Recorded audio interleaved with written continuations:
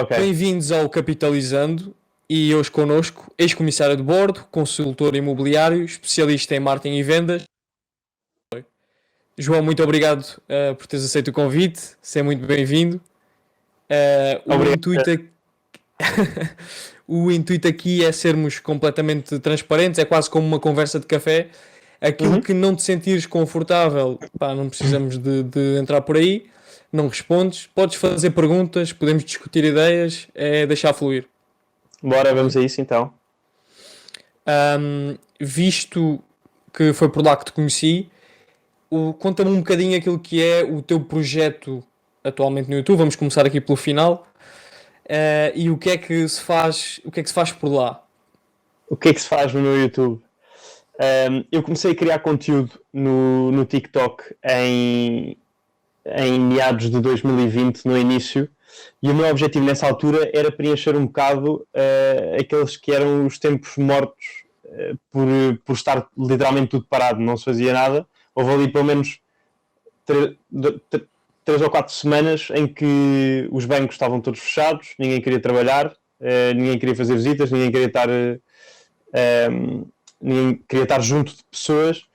E aí surgiu o meu TikTok, que foi literalmente, eu tenho algum conhecimento sobre imobiliário, sobre finanças pessoais por consequência daquelas que são as receitas que foram sendo geradas por via do imobiliário, e pensei, ok, tenho aqui uma oportunidade que é a de criar conteúdo e a de ter uma audiência a consumir esse conteúdo, que não acontecia, por exemplo, noutras redes sociais, como era o caso do Instagram. Se eu começasse a produzir conteúdo para o Instagram, não ia surtir efeito nenhum, porque lá está, a rede já está completamente saturada e tudo mais, e portanto aproveitei e pensei, bem, vamos dedicar aqui algum tempo à criação de conteúdo e vamos nos pôr no TikTok. Depois fui crescendo no TikTok, durante um ano, e em um ano ganhei qualquer coisa como 95 mil seguidores, e depois apercebi-me de que naquela plataforma, apesar de ser ótima para a chamada discoverability, era imensamente complicado criar uma relação com o seguidor. Portanto, o algoritmo está feito de tal forma que não privilegia de todo a interação entre seguidor e criador de conteúdo. E refleti e pensei que se calhar não era bem por aí que eu queria continuar, para além de que muitos dos temas que eu explorava nos meus vídeos, que no TikTok tem, lá está, entre 15, 30 segundos, 1 minuto no máximo, davam para muito mais do que apenas esse tempo, não é? E portanto a minha escolha natural foi depois transitar para o YouTube, para fazer vídeos mais longos, para conseguir cultivar uma audiência mais engaged, e é daí que surge, lá está, exatamente com o mesmo intuito, partilhar aquele que é o meu conhecimento sobre imobiliário, dinheiro e finanças pessoais, com o maior número de pessoas possível, despertar um bocado esta que é a fraca cultura de literacia financeira que existe no nosso país. Aliás, saiu ontem um estudo que nos punha na cauda da Europa como o país com o menor grau de literacia financeira da Europa. E portanto badalada, né? Exatamente. E portanto é o intuito do canal, é sobretudo partilhar conhecimento de forma gratuita que eu fui adquirindo ao longo da minha jornada de trabalho. E já lá vamos. Agora, uma pergunta um bocadinho mais séria. Tu, quando vais para o TikTok, nem tentaste dançar? Não te passou pela ideia? Eu fiz um vídeo a dançar, que mostrei a um amigo meu, e portanto a ideia ficou por aí. Achaste, não vou-me dedicar aos investimentos, às finanças? Tive sorte de ter um amigo com o discernimento de me dizer, João, não é isso que tu queres de certeza absoluta. Mas agora fora de brincadeira. Também que faz esse tipo de vídeos até para investimentos, Yeah? outros temas e que dança um bocadinho aqueles gestinhos com as mãos e por aí fora. Exato, não tenho muito jeito para isso. Mas para já achei muito interessante porque a tua primeira abordagem foi logo ir para o TikTok, não Yeah. pelo que normalmente são, ou o YouTube logo diretamente, que são canais que as pessoas normalmente, que é mesmo assim, Sim, têm normalmente mais eu fazia. visibilidade também. Yeah, eu, antes de criar vídeos no TikTok, na verdade, fiz para aí 3 ou 4 vídeos no Instagram. Só que lá está, estar a ter tanto trabalho para depois, sei lá, verem 20 ou 30 pessoas, porque na altura eu não tinha following nenhuma. Estamos a falar em fevereiro de 2020, que foi precisamente quando eu pus o meu primeiro TikTok. Eu tinha qualquer coisa como 600 seguidores, talvez 500. E mesmo depois e mesmo com o TikTok, durante o ano inteiro em que eu fiz os tais 90 mil seguidores, fui de 600 seguidores no Instagram para 2000. Eu comecei o ano de 2021 com 2000 seguidores no Instagram. Portanto, lá está, isto é mais uma vez para dizer que a taxa de conversão das pessoas que realmente querem saber do TikTok para o Instagram é baixíssima. E foi daí que fiz, foi um desses os fatores que me fez querer mudar de plataforma e de alguma forma tirar leverage daquilo que eu já tinha construído, não é? Porque não faria sentido nenhum estar a deitar toda uma audiência fora e, portanto, aproveitei e tive sucesso nessa transação na medida em que houve um número muito pequeno de pessoas que passou de uma plataforma para a outra, portanto o TikTok para o YouTube nos meus primeiros vídeos, mas era uma audiência pequena, mas de tal forma qualificada que o YouTube percebeu, ok, é este o tipo de pessoas que gostam dos teus vídeos, vamos distribuir para toda a gente. Portanto, de alguma forma fui alavancado por causa desse alavancado no YouTube por causa desses 90 mil seguidores no TikTok. Nesse tal nicho e depois a distribuição acabou por ser mais fácil. A distribuição foi facílima. Houve um crescimento gigantesco nos primeiros tempos. E não era pessoal do TikTok. Sim, epá, isso também só, e agora dar-te os parabéns por isso, mas deve-se também à qualidade dos vídeos e àquilo que tu fazes. Não sei Obrigado. também ao algoritmo, mas aquilo que tu fazes e pelo menos a perspectiva que eu tenho é que também não há muito de uma forma também leve no imobiliário, principalmente na realidade portuguesa. Mas para nessa transição daquilo que foi, para já tu já entraste no TikTok, já um conteúdo, já tinhas algum conhecimento e depois fizeste essa transição para depois também mais tarde o Instagram e por aí fora. Mas de onde é que vem para já de onde é que veio o interesse em investimentos, em negócios, em finanças pessoais? Tem aqui familiares empreendedores? Tiveste alguém que te espicaçou, digamos assim, para este tipo de negócios em geral, e tem esse conhecimento todo para conseguir produzir conteúdo? Claro. Na família não tenho ninguém propriamente que seja muito empreendedor. A minha mãe é professora de ténis, o meu pai era advogado e portanto nunca tive nenhum contacto com esse tipo de cultura. Veio essencialmente por causa. Lá está, eu comecei a trabalhar muito cedo. Comecei a trabalhar assim que me deixaram, aos 16 anos. Me deixaram legalmente. E desde cedo comecei a ter contacto com dinheiro e com um orçamento mensal para gerir em função daquilo que era. E sempre foi o meu mérito, porque eu sempre estive, à exceção ali da minha experiência na Ryanair, sempre estive em posições em que era remunerado de forma meritocrática. Quanto maior fosse a minha a minha produtividade, maior era a minha remuneração.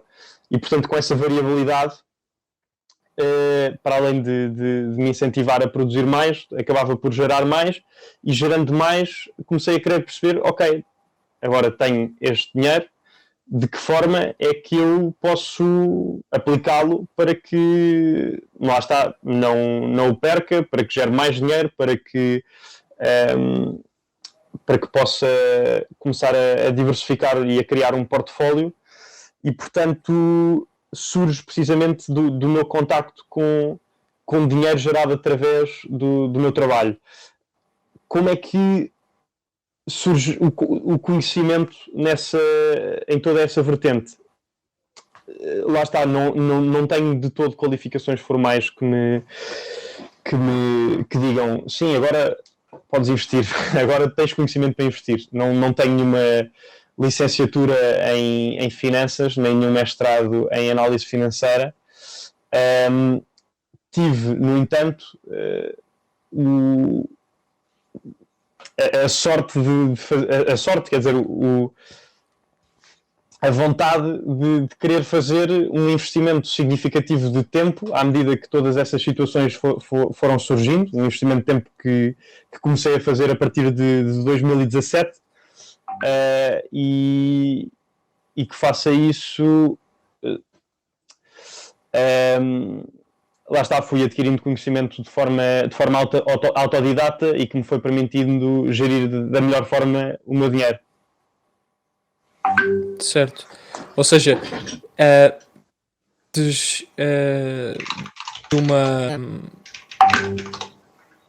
para já, de onde é que vem essa vontade de com 16 anos querer começar a trabalhar? Achas que foi Sim. por uma questão de necessidade? Achas que ou achas não? Ou foi por uma questão de quero começar a ter a minha foi alguém também que te disse, olha, se calhar devias ir trabalhar para ganhar. É importante também, claro, de onde é que surge? esse tipo de educação. Sim. Foi por necessidade, na verdade. Nunca me faltou nada, ou seja, nunca tive problemas de ter comida na mesa ou não ter. A minha mãe sempre se certificou disso. Mas a um certo estilo de vida quando o meu pai era vivo, e esse estilo de vida era o meu pai que o proporcionava, não é? Através do seu trabalho. E a partir de 2005 já não havia isso, e portanto, lá está, por exemplo, eu ia à neve ano sim, ano não, e depois, e em 2017 foi precisamente o ano em que tudo isso deixou de poder acontecer, e que aqui em casa começámos a ficar mais apertados, e foi aí que decidi, tenho de me fazer à pista. Olha, parabéns pela atitude e pela maturidade e pelo discernimento que tiveste na altura. Um miúdo com 16, 17 anos a ter essa iniciativa, e não estou aqui tipo a querer dar-te a graça, nem penses nisso, mas acho mesmo de louvar essa tua atitude, e que te fez chegar hoje toda essa experiência, e é muito giro ver tudo aquilo que tu passaste, e toda a tua experiência de vida e os trabalhos que tiveste hoje permitem ter conhecimentos para investir e para gerares o teu próprio património, mas também te permitem ajudar as outras pessoas também a ter o próprio, pelo menos a começar a ter esse valor. É esse um dos objetivos, é que a malta perceba, primeiro, que não é assim tão complicado, e segundo, que é necessário, e lá está, percebendo que não é complicado e que é necessário, é só uma questão de saber como fazer, saber como proceder, e é um bocado isso que eu tento transmitir no meu YouTube. E João, como é que eu já percebi que estás em várias áreas de não só estás em várias áreas de investimento, finanças pessoais e tudo mais, mas Uhum. como é que se entra aqui no mundo do imobiliário? O que é que te atraiu para este mundo? Por acaso encontraste uma oportunidade de emprego e surgiu e foste, Uhum. mas eu penso um bocadinho que tens gosto por isso. Da forma mais sincera e transparente possível, o que é que aconteceu? Um, Portanto, para dar um timeline assim da coisa, foi 2017 começo a trabalhar, 2018 finais tenho de. Exatamente, 2018 finais tenho de começar a perceber o que é que quero fazer com a minha vida e estamos naquela altura dos exames de 12º ano para entrar na faculdade. Deixo de trabalhar, faço os exames, entro em Engenharia Biomédica, faço o primeiro semestre, portanto até dezembro de 2018. Percebo que não é nada daquilo que eu quero fazer. Janeiro, candidato-me a uma data de companhias aéreas. Março, entro na Ryanair, trabalho até julho e nesse tempo percebo que não é de todo aquilo que eu queria fazer, na medida em que eu adoro aviação civil, tenho uma enorme paixão por aquilo, mas percebi, ok, estou a receber 2.000 euros por mês.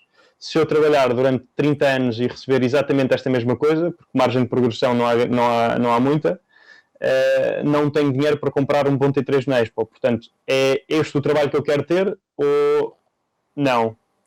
Percebi que não. E, portanto, voltei a pensar, ok, tenho de arranjar novamente um trabalho que me remunere de forma meritocrática. Isso em Portugal, em início de carreira, só se vai lá através através de vendas. E, portanto, percebi, ok, o que é que eu posso vender que gera uma maior comissão? Relógios, carros, imobiliário,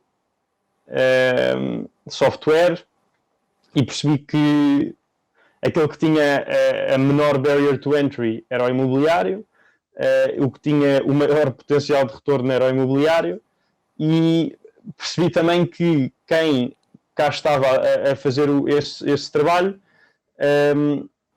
não se estava a diferenciar e a apostar numa numa revolução tecnológica que já tem vindo a acontecer há quase 15 anos e que cá neste setor ainda estava a ser ainda estava e está a acontecer e portanto foi através dessas várias componentes que analisei, que percebi, ok, faz sentido começar a trabalhar no imobiliário. Eu vou pegar só num ponto um bocadinho atrás disso, que é como é que alguém no 12º ano pensa, pá, olha, vou trabalhar na aviação. O que é que te levou a tomar essa decisão? Eu percebi que não era, na Ryanair não era de todo pelo lifestyle, porque há dois tipos de companhias aéreas. As que fazem tipo táxi aéreo e as que fazem a longo curso. E a Ryanair, literalmente, o lifestyle é...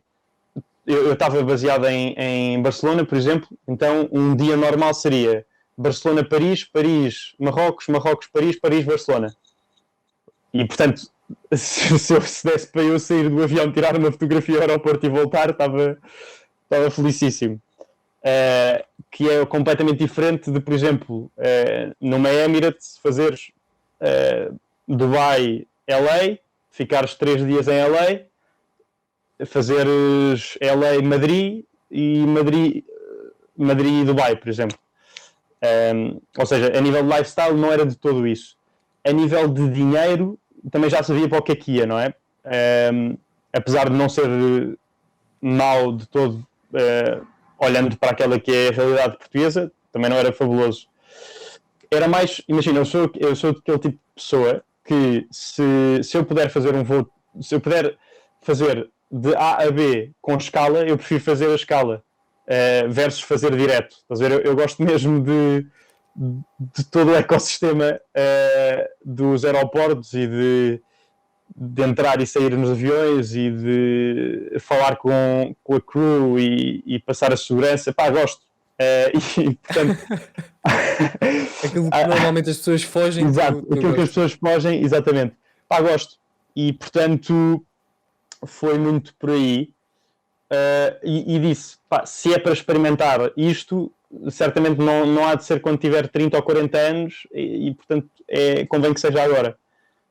E lá fui eu nessa experiência, foi por isso. Porque lá está, era entre fazer alguma coisa no primeiro semestre de 2019 ou fazer o segundo semestre da faculdade, e isso claramente não ia acontecer. Portanto, foi essa alternativa que eu arranjei. E tu sentes que essa alternativa e essa experiência te preparou de alguma forma para o mundo dos investimentos e do imobiliário também? Não, acho que não teve nada a ver.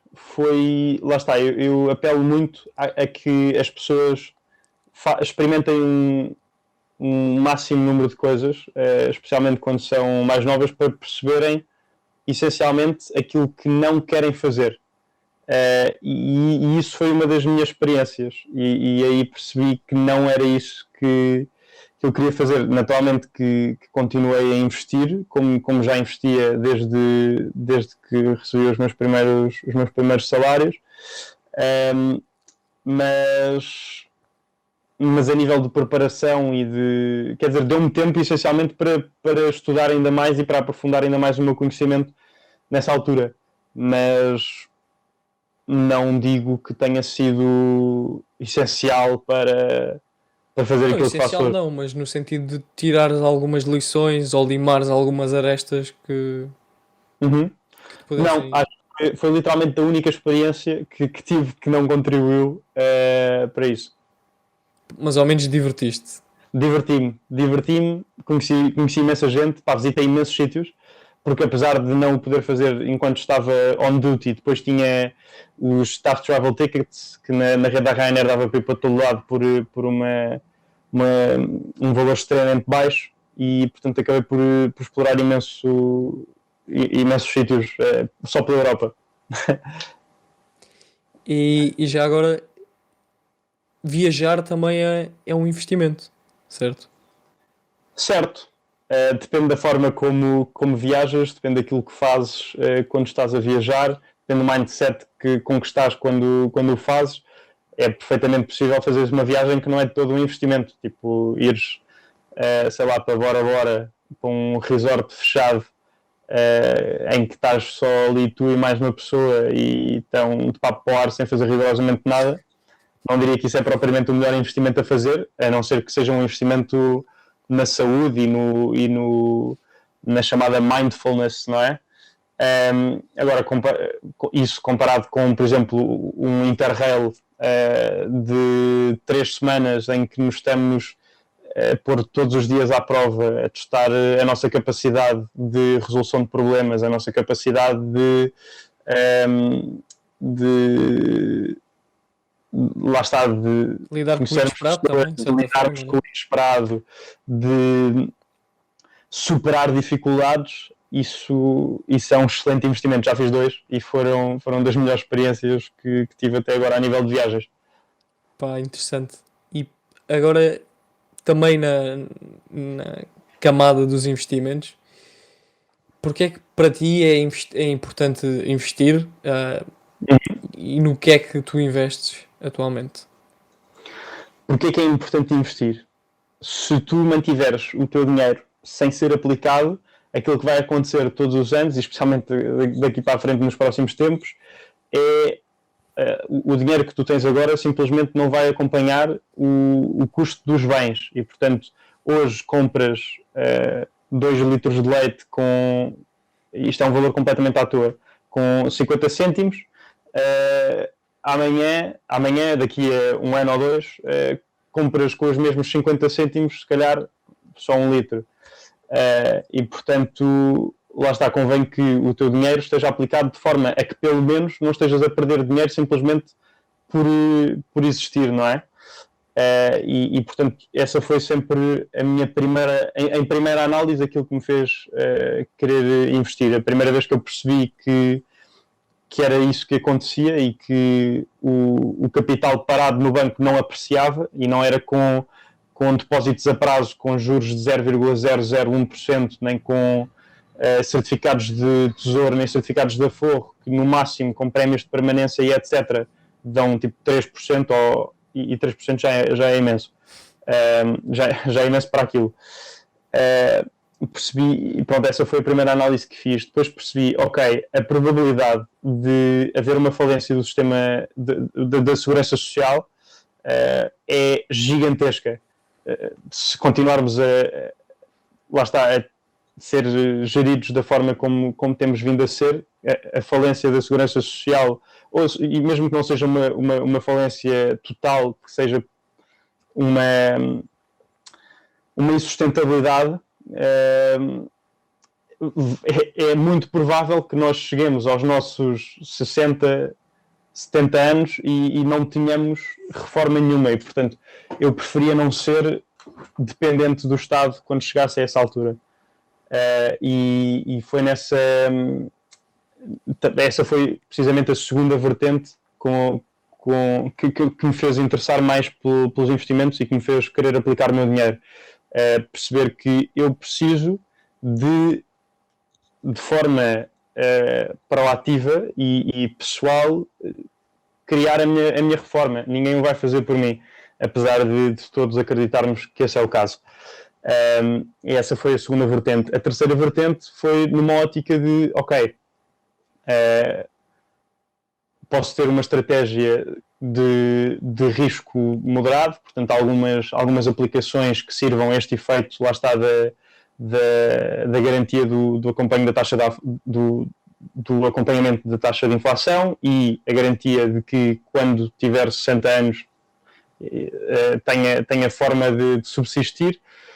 Também existe uma forma de, antes sequer de lá chegar, ir pondo o meu dinheiro a trabalhar por ele próprio. Portanto, é que se não for eu a aplicar o meu dinheiro, alguém certamente o está a aplicar, só que não sou eu que estou a ganhar esses retornos. E portanto, existindo dezenas de formas, em Portugal não há tantas, mas existindo algumas formas de aplicar o meu capital e de o fazer gerar rendimentos de forma exponencial, e tirando partido daquilo que é o princípio do juro composto, faz todo o sentido também começar a desenvolver uma estratégia nesse sentido. E portanto foram essencialmente essas três vertentes que me impulsionaram a começar. O que é que eu sempre fiz desde o início? A minha primeira abordagem foi ETFs. Porquê? Porque era o que requeria menos investigação, era o que requeria menos esforço, na época e ainda agora era o mais popular, era o que fazia mais sentido para mim. E portanto, mensalmente, acontecesse o que acontecesse, o mercado subisse ou descesse, aquilo que eu faço desde 2017, desde que recebi o meu primeiro ordenado, é aplicar um montante a vários ETFs. No início era só um, agora são 4. Depois acabei por, lá está, à medida que fui investindo mais e alocando mais tempo à descoberta de outros produtos financeiros, apesar de lá estar não termos muitos disponíveis cá, acabei por perceber que fazia sentido expor-me agora a algo que tivesse uma componente mais obrigacionista, e nesse sentido acabei por investigar a nível de planos de poupança-reforma o que é que poderia fazer sentido. E acabei por me parar com 2 e depois optei por um. Depois, lá está, mais uma vez, à medida que fui progredindo e à medida que eu nunca vim de uma família que dissesse aplica o teu dinheiro, sempre foi uma cena do género. Lá está, eles perderam todos dinheiro com o novo banco, com as crises, e portanto aquilo que sempre me disseram, tipo jantares de Natal e assim, quando eu perguntava de ações e não sei o quê, às pessoas mais velhas, diziam, pá, isso é só para perder dinheiro. E foi o que efetivamente lhes aconteceu, quer dizer, não os culpo de todo por isso e por darem aquela que é a sua impressão do investimento em ações. Portanto, a palavra risco é quase tabu. Então foi um processo gradual de aprendizagem, de descomplicação, de desconstrução mental. E lá está, comecei a inserir-me mais no mundo da análise financeira dos balanços das empresas e tudo mais, e da sua saúde. E a partir do momento em que comecei a perceber como é que se analisavam os fundamentals de uma empresa, aí sim deu-me mais à vontade ainda para começar a investir em ações. E depois cripto, entrei for the funsies. E tem continuado assim, honestamente. Acredito num potencial valor futuro da tecnologia, e sinto que é mais arriscado não estar presente do que estar, mas lá está, lido bem com o perder a totalidade do capital que tenho investido em todos esses ativos em cripto. Mas essencialmente é uma estratégia de diversificação muito básica, Bitcoin e Ethereum, e às vezes quando me dá na cabeça 100 ou 200 euros numa shitcoin ou noutra, mas nada assim do outro mundo.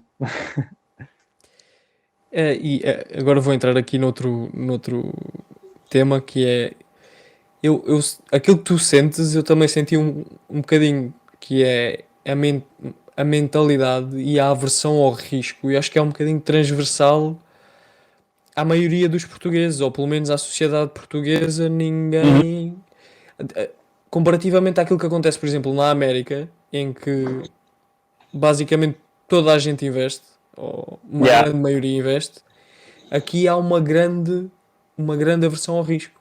Mas o que é que acontece? Qual é que é a basilar diferença, na minha opinião? É que, pronto, tu cá nasces pobre e, portanto, é uma suposição. Imagina que nasces pobre. Sim. Nasces pobre, tens creche gratuita. Depois pões os putos na escola e a escola é gratuita. A escola pública. Queres um médico de família, há muitas pessoas que não têm, mas eu diria que, especialmente se vive numa zona urbana, há um médico de família, dá para ir ao Serviço Nacional de Saúde fazer consultas, cirurgias, por aí. Se eu tenho um acidente na estrada, o INEM vem buscar, vou para o hospital público, está tudo ok. Vou trabalhando, fico desempregado, recebo um subsídio de desemprego. Chego ao final do meu ciclo produtivo de trabalho, recebo uma reforma. Nos Estados Unidos, se eu tiver um acidente de moto, eu não tenho bem a certeza se posso chamar o INEM se não tiver dinheiro para pagar. Se eu não tiver dinheiro para pagar, não posso chamar o INEM. E chego ao final da vida, não tinha poupanças, pronto, agora vou para a rua. Não estou a dizer que isso seja de todo a solução, isso seja de todo bom. Não é de todo o sonho. Nem estou a dizer que aquilo que existe cá é mau, mas é factualmente uma diferença cultural gigantesca. E isso faz com que, naturalmente, exista uma maior apetência das pessoas na sua globalidade de tentarem perceber de que forma é que podem colmatar essas dificuldades, que é a inexistência de um Estado social que as apoie. E posto isso, lá está, eu acho que neste caso é a procura que dita a oferta, na medida em que cá somos todos irresponsáveis e não temos literacia financeira e não sabemos decidir por nós próprios, então os planos de poupança-reforma têm de ser entidades idóneas a gerir e nós temos de lhes pagar comissões e etc. Ao passo que nos Estados Unidos existem contas com vantagens fiscais, mas que são de gestão própria. E, portanto, eu posso construir o meu portfólio de investimento numa conta de poupança-reforma minha. Não tenho de dar a um banco para os meus ativos para que ele possa gerir, porque ele é muito mais responsável que eu. Da mesma forma que cá somos todos burros e, portanto, os acessos aos créditos e aos produtos de crédito são todos na base do cartão de crédito a 18%, do crédito pessoal, do crédito ao consumo, e não se aposta de todo àquilo que existe nos Estados Unidos de produtos mais evoluídos de crédito e que potenciam um investimento alavancado, por exemplo. Há imensas vertentes, mas há imensas coisas que cá podiam existir e que não há, porque alguém ou o mercado sente que nós ainda não estamos capazes disso. Mas tu não. E isto é só uma perspectiva. Tu não achas que também poderá ter a ver com essencialmente duas grandes coisas que estão ligadas, obviamente. Uma delas é o facto de termos da nossa história ainda relacionada aqui um bocadinho com, por exemplo, com a ditadura e com a história do país em si, e depois o facto também de estarmos inseridos também na Europa e num país que não é propriamente o auge da liberdade ou desse tipo de facilidades. Há países na Europa que têm culturas de investimento muito, muito melhores do que as nossas. Portanto, não sei se é por estarmos inseridos no ambiente europeu que alguma coisa muda. Porque lá está, se fores à França ou à Suíça, facilmente consegues linhas de crédito para fazer 1001 investimentos. A taxas de juro baixíssimas. Que não acontece cá em Portugal de todo, a não ser que sejas um dos amigos. Ia dar nomes, mas não vale a pena. E, portanto, não é por ser, pelo menos na minha opinião, não é por fazermos parte da Europa. Se a um nível de contexto histórico e socioeconómico talvez possa fazer diferença, creio que sim. Mas sinceramente nunca pensei a fundo nisso, a fundo sobre se o facto de aquilo que vivemos até agora fez com que pensemos de forma diferente relativamente à aplicação de dinheiro. Mas sim, é muito provável, porque lá está, os nossos inícios não têm nada a ver com aqueles que foram os inícios dos Estados Unidos, mas não sei. Sinceramente não sei. Sim, o que é que tu achas? Estava a tentar dizer, exato, era que, na minha opinião, há um bocado uma perpetuação desse tipo de pensamento e de como, de certa forma, o povo viveu muita pobreza, muita limitação, muito viver quase o dia a dia sem pensar em grandes investimentos, sem pensar também em que é possível criar valor, é possível fazer com umas origens, de certa forma, principalmente em zonas como o interior e o norte já nem tanto, porque já tem alguma indústria, mas houve sempre essa perpetuação de um país, de certa forma, escravizado e pobre. E então, a mim parece-me um bocado normal que a pessoa comum, digamos assim, que não é um dos amigos ou que não tem, não tem uma herança de influência ou de negócios, que reaja com alguma aversão a esse tipo de produtos e não tem também essa mentalidade. Sim, parece-me uma justificação também possível e que contribui para todo o cenário atual. Mas pá, de certeza que isto era um tema que tinha pano para mangas. Sem dúvida. Agora, e eu reconhecendo também que sou um noob nisto, e de forma também introdutória para quem nos está a ouvir, o que é em si o investimento imobiliário?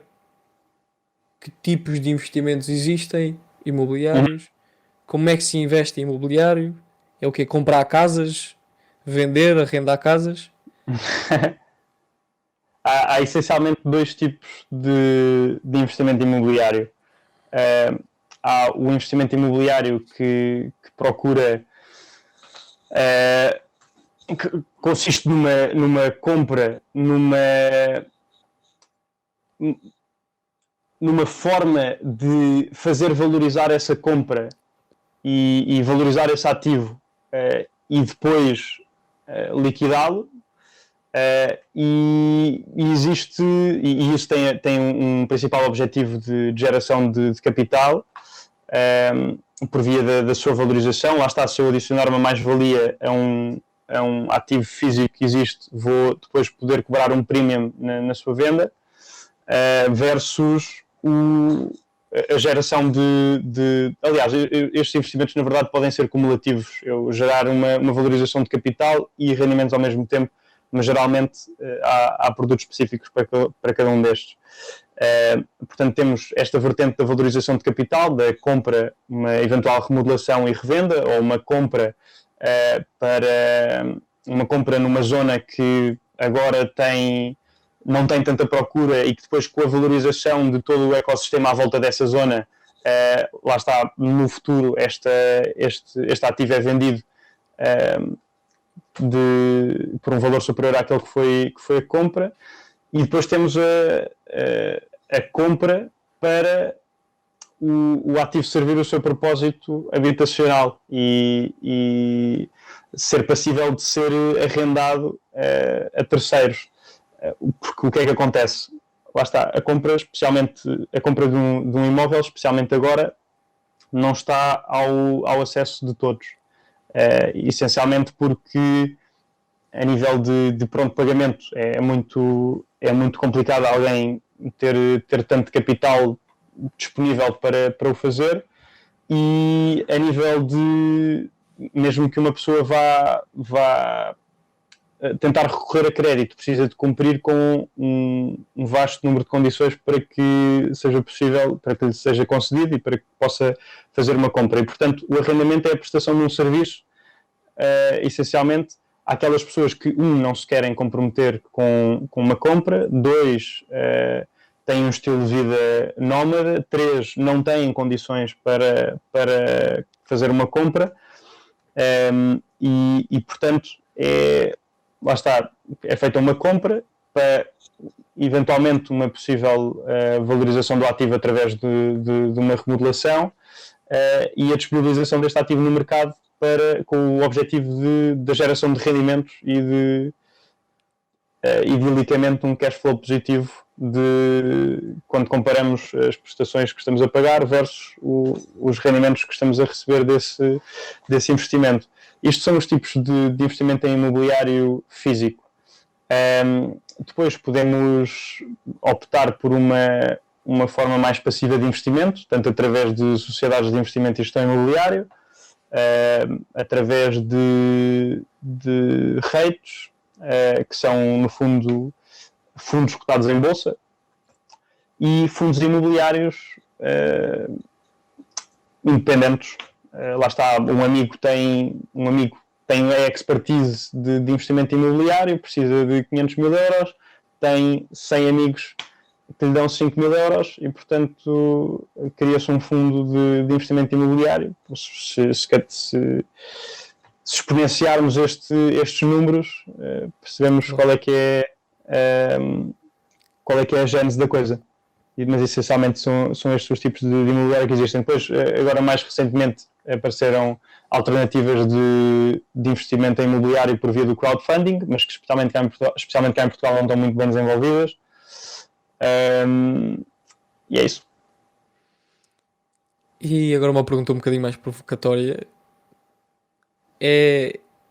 Dá dinheiro ainda investir em imobiliário em Portugal, tendo em conta também o panorama, tendo em conta os impostos, tendo em conta as taxas, como falámos há pouco, também se dá dinheiro alavancar. Um investimento, para além do seu potencial de retorno, tem de ter em conta o seu downside, não é? O seu potencial downside, o seu risco. E lá está, eu não posso comprar uma casa que amanhã vai desvalorizar 80% e que no dia a seguir vai valorizar 150%, e portanto um investimento imobiliário confere alguma estabilidade naquilo que é a valorização ou a desvalorização do ativo. E para além de que o risco de perda de capital, a não ser que exista um ataque terrorista, é zero. E portanto aí a nível de downside, lá está, o risco é muito calculado, especialmente se forem feitas boas escolhas quando da decisão do investimento. Relativamente ao seu potencial de retorno, basta pensar que, lá está, da mesma forma que nas ações e no mundo bolsista os ganhos passados não refletem o potencial de ganhos futuros, mas pela história podemos tirar podemos fazer alguns prognósticos daquilo que vai ser aquilo que pode acontecer, e portanto nós temos valorizações nas grandes áreas urbanas, estou a falar de Lisboa e Porto, na ordem dos 4, 5% ao ano. Estamos só a falar de valorização, portanto dos imóveis existirem, e isso é a média dos últimos 20 anos. Desde 1990 houve um crescimento de cerca de 40%. Portanto, é fazer as contas. E claro que durante este ciclo, desde 1990, houve altos e baixos. Se eu tivesse comprado em 2015, se calhar em vez de 40% valorizou 100 e muitos por cento. Há zonas que valorizam mais que outras, estamos a falar de uma média. Depois, isto é na perspectiva de valorização de capital. E depois há uma grande disparidade entre aquilo que é o valor dos imóveis de origem versus os imóveis novos e remodelados. E portanto há um grande potencial quando estamos a operar com pessoas competentes e quando sabemos aquilo que estamos a fazer, por via de uma remodelação, gerarmos margens muito grandes, muitas vezes, eu diria, no mínimo na ordem dos 10%, no mínimo. Um bom investimento, na minha ótica, seria mais do que isso. E depois ainda temos a vertente da geração de rendimentos. Portanto, suponhamos a seguinte situação: eu compro um imóvel de 100 mil euros, eu estou a pagar à volta de 230 euros, mais ou menos. A rule of thumb é por volta dos 230 euros numa prestação variável para cada 100 mil euros de financiamento. Portanto, estou a pagar à volta de 230 euros por mês, e eu desafio alguém a encontrar um quarto em Portugal inteiro por menos de 230 euros. Estamos a falar de um quarto. Existe na Covilhã um quarto sem impostos. Exatamente, sem impostos. Se quiseres com impostos, se calhar já tens que pagar mais um bocadinho. Mas pronto, isto era o cenário mais negativo de todos. Portanto, vamos fazer um cenário realista. Eu dou sempre aqui a situação de Alvalade. Alvalade, um T2, custa à volta de 310, 320 mil euros. Portanto, 300 mil euros são à volta de 700 euros de uma prestação ao banco. E portanto 700 euros, um T2 em Alvalade arrenda-se no mínimo por 1.100, 1.200 euros. Se calhar, se for um amigo, 1.000 euros talvez, menos os 28% de impostos se for uma renda há um ano. Essa taxa de IRS vai diminuindo mediante o tempo contratado. Há várias outras alternativas para também diminuir essa taxa através dos programas de arrendamento acessível e tudo mais. Naturalmente que vai diminuir o potencial de retorno, mas também dá alguma estabilidade porque essas rendas são garantidas pelo Estado. Mas, portanto, mesmo tirando os tais 28%, à partida cobrem no mínimo os custos da prestação. E, portanto, temos alguém que nos está a pagar o imóvel, o nosso imóvel está a valorizar, está-nos a pagar não só os juros, como também a amortização de capital, porque não nos podemos esquecer que ao final de 40 anos o imóvel é nosso e, portanto, podemos desfazer-nos dos... Nessa altura, certamente, não serão os mesmos 310 mil euros pelos quais foram comprados. Portanto, se pode haver maus investimentos, sem dúvida que sim. Se pode haver bons investimentos, sem dúvida que sim. Tal como em todas as classes de ativos. E o segredo passa por as pessoas se informarem com quem sabe. No caso de tu. Já sei que também que tens alguns serviços, nomeadamente de aconselhamento, consultoria. Corrige-me se estiver enganado. Faço consultoria imobiliária através de chamadas. Gosto muito de fazer isso. Não é propriamente... Não fico rico com aquilo que cobro. É muito porque gosto de... Eu sou uma pessoa que gosta muito de consultoria na sua gênese, de pegar em casos e arranjar soluções para estes casos. Tanto a nível de consultoria de gestão, a nível de consultoria consultoria imobiliária. Portanto, aquilo que eu gosto mesmo de fazer com estas chamadas de consultoria é pegar em casos individuais das mais diferentes tipos possíveis e todos os dias exercitar o meu conhecimento por forma a trazer uma solução para aquelas que são os problemas, para aqueles que são os problemas que as pessoas me apresentam. E isso dá-me muito gosto. Pá, isso é interessante a maneira como estás a pôr isso. Isso é quase como um exercitar dos conhecimentos que tens vindo a adquirir e se calhar ganhar mais alguns quando encontras alguma barreira. Exatamente, porque quando é muito provável eu encontrar uma situação, porque no imobiliário há 1001 coisas que podem acontecer em 1001 fases do processo. É literalmente... são infinitas as possibilidades de coisas que podem correr de uma forma ou de outra. E, portanto, não é de todo improvável eu encontrar situações com as quais nunca me tinha deparado. E, deparando-me com essas situações, a probabilidade de eu me deparar com uma situação com a qual não me tenha deparado no futuro é essa menos um, não é? E, portanto, à medida que vou fazendo essas chamadas, vou aprendendo cada vez mais por estar a exercitar esse músculo.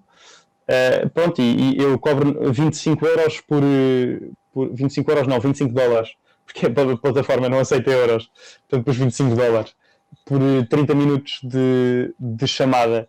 Pá, e esses 25 dólares é literalmente para existir uma barreira de entrada, porque senão obviamente que havia imensa gente que estava sempre a marcar isso e eu não fazia mais nada da vida. Assim tenho a certeza que as pessoas que marcam são pessoas pelo menos que estão interessadas e que têm alguma vontade, porque lá está, se eu tiver um serviço que podia ser gratuito, mas pago, as pessoas se calhar ao gratuito não davam tanto valor como dão ao pago, e é muito por aí, não é numa vertente de negócio, porque pensemos por exemplo, que eu faço 40 horas por semana de chamadas, e 40 horas era literalmente fazer 8 horas por dia. Estou a ganhar 1000 euros por semana antes de impostos, não é? Não é propriamente nada. Não me leva ao meu iate. Portanto, lá está, é muito nessa vertente de ajudar e de construir conhecimento também. E agora aqui uma consultoria, de certa forma, de borla, para quem está a ouvir e para o Capitalizando também. Assim, sumariamente, quais é que são aqui os principais aspectos que tem que se ter assim, atenção quando se fazem investimentos desse tipo? Quando eu digo desse tipo, é imobiliários, essencialmente. É uma atenção aos números. Nós... Gostei do ar como disseste isso, do tipo...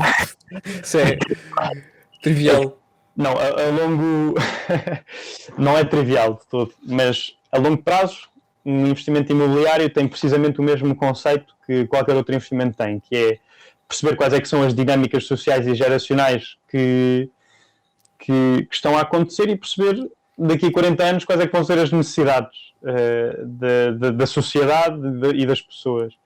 E, portanto, foi assim que, quer dizer, muitas pessoas por acidente, não é? Mas foi assim que as pessoas, na altura, compraram terrenos na Avenida da Liberdade, compraram terrenos, lá está, no centro da cidade. E é assim que se faz muito, muito, muito dinheiro. Agora, para um investidor de retail que não tenha essa genialidade, porque tem algum fator de genialidade associado, é simplesmente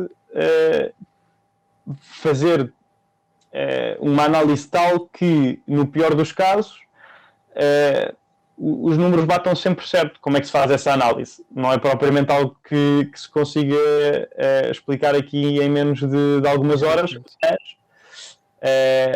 no meu canal já há já há vários recursos para se ir tendo uma ideia. Olha, por acaso agora deste uma perspectiva diferente daquilo que é. Se calhar é básico, mas eu nunca tinha pensado nessa forma. Também porque eu normalmente quando falo de ações ou de ETFs ou daquilo que seja, normalmente há sempre essa preocupação com o futuro, né? Então, costumo usar aquela métrica muito básica do tipo, as empresas em que vais investir agora têm que ser empresas que tu olhes para o futuro e as vejas lá, que acho que as pessoas vão continuar a usar. Claro. Não é? E o imobiliário também nunca tinha pensado disso dessa forma, também nunca me debrucei muito sobre isso, para ser sincero. Mas também é um olhar para o futuro e pensar como é que demograficamente as coisas vão evoluir e como é que as civilizações vão evoluir e as pessoas e tudo mais, para ter o melhor investimento possível e ter o maior retorno possível. E isso também é uma visão bastante interessante da coisa. Será que vai haver um maior êxodo rural? Será que as pessoas vão voltar para o interior? Será que as pessoas, mesmo no litoral, se vão tender a aglomerar mais e a formar mais centros urbanos? Será que se vão dispersar mais? Será que vai ser criado um ecossistema restrito de luxo no Algarve por causa da procura internacional? Será que, lá está, há uma data de será que a pessoa, se estiver disposta a apostar no seu palpite, pode vir a gerar retornos gigantescos por causa disso. E olhando para o mercado de hoje em dia, especialmente o mercado imobiliário, e olhando também para aquilo que poderá vir a acontecer, gostava de falar aqui essencialmente em 2, 3 temas pequenos, que um deles é esta tendência do trabalho remoto, das pessoas também passarem mais tempo em casa e se calhar irem passar por outras zonas e não necessariamente, não sei, não tenho dados para suportar isto, mas se calhar estarem-se a mover também já para outras zonas do país, e o passar mais tempo em casa também é uma parte importante, parece-me a mim. E também o facto de, não sei, eu pelo menos pelo aquilo que tenho visto, sinto que há um build-up do mercado imobiliário e que a qualquer momento também se está à espera de um crash deste mesmo mercado. Tu tens esta visão, achas? Não sei se sentes a mesma coisa. O que é que significa um crash do mercado imobiliário? Um crash do mercado imobiliário agora estar-se aqui a acumular uma bolha, porque o mercado tem vindo a crescer consistentemente, se calhar não, corrijo-me se estiver enganado, mas eu tenho essa sensação que os preços continuam a subir um bocado. Mas os preços dos carros sobem há 40 anos, há uma bolha de carros. Ou seja, há uma data de fatores, quando fazemos uma análise económica da coisa, há uma data de fatores que contribuem para que alguns economistas apelidem determinadas situações de bolhas. E numa bolha, quando se fala de uma bolha imobiliária, tem-se em mente a questão das yields, a questão da concentração do crescimento dos preços em determinadas localizações e versus num panorama global dos limites geográficos desse mercado. E eu sugiro que acompanhem uma pessoa que é a melhor pessoa para explicar estes temas mais técnicos, que é o Gonçalo Nascimento Rodrigues, e lá está, fala-se muito numa bolha imobiliária em Lisboa, até quando nem sequer o mercado português tem dimensão suficiente para que algo dessa gênese ocorra.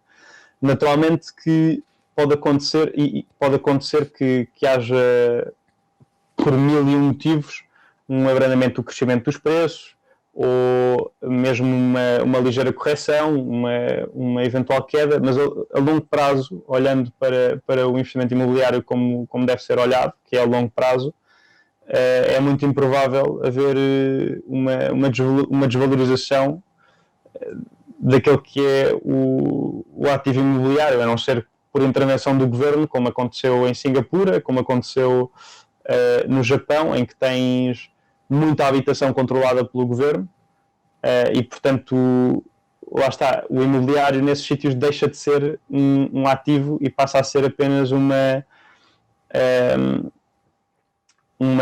commodity quase. E não vejo nenhuma bolha a acontecer, simplesmente porque uma bolha não é subjetiva. Não é pelo facto de estarem a crescer os preços que eu posso inerentemente dizer há uma bolha imobiliária. Não. Há uma data de fatores económicos que me fazem tirar essa conclusão. Mas especialmente no mercado português não existe essa a dimensão para que sequer uma coisa desse género ocorra. E portanto vai continuar a subir. Isto foi uma pergunta completamente noob, não sei se percebeste ou não. Eu estava realmente a tentar estimular essa tua resposta, porque realmente aquilo que se ouve de certa forma, ou pelo menos aquilo que eu tenho ouvido, tem sido um bocadinho nesse sentido. Eu não consegui também diferenciar também se realmente isso estava a acontecer ou não. Realmente verificavam um aumento gradual desses preços, mas também não sabia se é sustentado ou não, e pode ser perigoso quando não é sustentado. Pesquisem Gonçalo Nascimento Rodrigues, bolha imobiliária. Ok. E agora entrando então dessa forma, e para quem nos está a ouvir, para além do Gonçalo, como é que se começa a investir em imobiliário? Que conteúdos é que se consome? Achas que está ao alcance de todos? Não está ao alcance de todos? Está ao alcance de todos. Eu não diria de todos, na medida em que alguém que ganha o salário mínimo é muito improvável que consiga investir em imobiliário. Alguém que não tenha a capacidade de gerar no mínimo 10.000 euros em capital próprio antes e tenha um rendimento minimamente decente, e por minimamente decente digo no mínimo 1.000 euros, portanto, alguém que esteja abaixo da média daqueles que são os salários em Portugal, certo, ou não consegue investir em imobiliário, pelo menos na sua forma física e mais ativa. A partir do momento em que temos o capital e o rendimento, conseguimos alavancar-nos, e a partir do momento em que nos conseguimos alavancar, conseguimos investir em imobiliário. Depois falta o conhecimento. Como é que se adquire esse conhecimento? Há muitos conteúdos em inglês de altíssima qualidade. Começaria por um fórum que se chama Bigger Pockets, e lá encontra-se muito conteúdo ótimo de investimento em imobiliário. mas sempre aplicado a uma realidade que não é a nossa, à realidade americana, em que existe a possibilidade de fazer compras com apenas 3,5% de capital próprio inicial, de entrada, até soluções de 100% de financiamento que cá em Portugal não existem, lá está, porque não temos os mesmos produtos de investimento, nem os mesmos incentivos que eles têm do outro lado do oceano. E, portanto, apesar de ser um bom começo, todo o conteúdo dos Estados Unidos que é feito nesse sentido, há uma data de diferenças que existem de lá para cá. Essas diferenças há poucas pessoas que cobram. Quem tem conhecimento cá não o partilha, ou se o partilha de forma maioritariamente paga, e foi muito também na identificação dessa falha no mercado que eu comecei a criar conteúdo no YouTube. Portanto, eu diria que tenho excelentes vídeos a falar sobre isso, a falar sobre como começar a investir em imobiliário com 10 mil euros, por exemplo, é um dos meus vídeos mais vistos. Também em investir em imobiliário em todas as suas formas possíveis. Para além do meu conteúdo, há mais talvez um ou outro canal que também tem algum conteúdo de valor, e podem chegar lá através de uma pesquisa no YouTube do termo investimento imobiliário, certamente encontram. Não iria para nenhum curso pago que exista atualmente, não sou particular fã de nenhum que exista. Livros, existe um que foi escrito há pouco tempo que depois de uma leitura me parece também bom, mas é um bocado básico, mas é bom. Chama-se Guia do Investimento Imobiliário, pelo João Barbosa. João Moraes Barbosa. O quê? Exatamente, também é ele. Exatamente. Mas pronto, não esperem encontrar aí cálculos e fórmulas e coisas assim do género. Há seventas gigantescas sobre isso, sobre análise de investimentos imobiliários. Se tiverem paciência, diria que essa é uma forma também que pode ser abordada, mas é muito isto. Não há acesso a tanta informação de qualidade como há nos outros mercados, mas é para isso que cá estamos.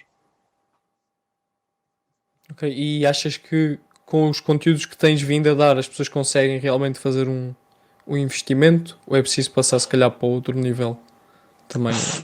Para além, esqueci-me de dizer uma coisa, que é para além de consumir conteúdo, se tiverem tempo disponível, a melhor forma de todas para aprender a operar neste mercado enquanto investidor é primeiro operar enquanto mediador, porque essa é a forma mais hands-on de interagir com o mercado português e de perceber todos os seus pontos e peculiaridades.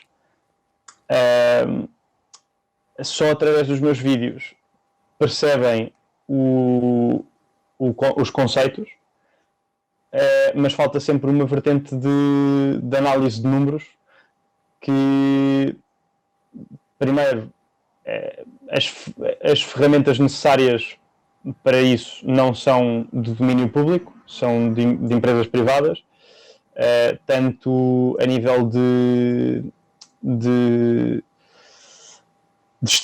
estatística, portanto a nível de preços, os preços verdadeiros que são praticados e não aqueles que estão anunciados na internet, portanto os valores de transação, os valores médios de áreas e tudo mais, isso não é de acesso público, nem as ferramentas não é MLS. MLS é um sistema que é o Multiple Listing System, que seria nos Estados Unidos, lá está, seria de domínio público, uma listagem de todos os imóveis que existem no mercado, aqueles que foram vendidos, aqueles que estão ativos, há quanto tempo é que estão ativos, por quem é que estão a ser vendidos, por que preço, as suas características e tudo mais. E, portanto, isso existe mais ou menos de uma forma muito primitiva, mas também é de domínio privado. E tem acesso a isso quem paga. Que são as marcas de mediação imobiliária. Talvez pequenos investidores também possam pagar, não sei, nunca tive essa abordagem, portanto não sei sinceramente, mas portanto ficava sempre a faltar ficam sempre a faltar essas ferramentas de análise, mas o conceito nos meus vídeos percebem. Ok. Entramos agora numa fase que eu gosto de chamar, não é assim tão sexy, porque normalmente nesta parte dos investimentos, do mundo financeiro, do mundo imobiliário, do mundo das finanças pessoais, às vezes as coisas, quando faladas e quando apresentadas por algumas pessoas, parecem tudo quase contos de fadas e muito, muito fáceis. Aquilo que eu queria, ou gostava que tu partilhasses, é o lado menos sexy do caminho, as coisas menos boas, que alguma não é tão história sexy? caricata ou menos feliz Há que várias tiveste durante o percurso. sexys, mas todas elas com o devido grau de preocupação e de cuidado podem ser evitadas. Por exemplo, não é nada sexy pagares a um empreiteiro por uma obra e o empreiteiro fugir-te com o dinheiro e a tua obra nunca ser feita, e isso acontece.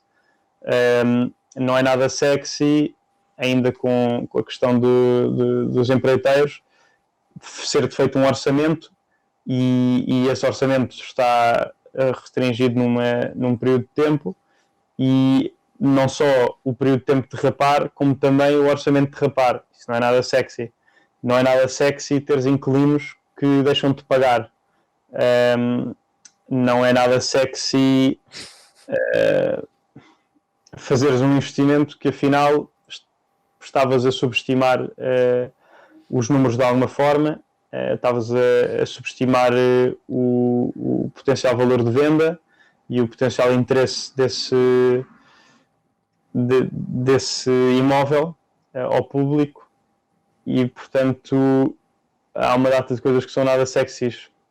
Olha, não é nada sexy seres um trabalhador independente, ficares sem trabalho por invalidez ou acidente ou aquilo que for, entrares em cumprimento com os teus deveres ao banco e seres executado enquanto estás inválido.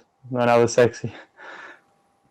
Portanto, parte muito destes principais aspectos.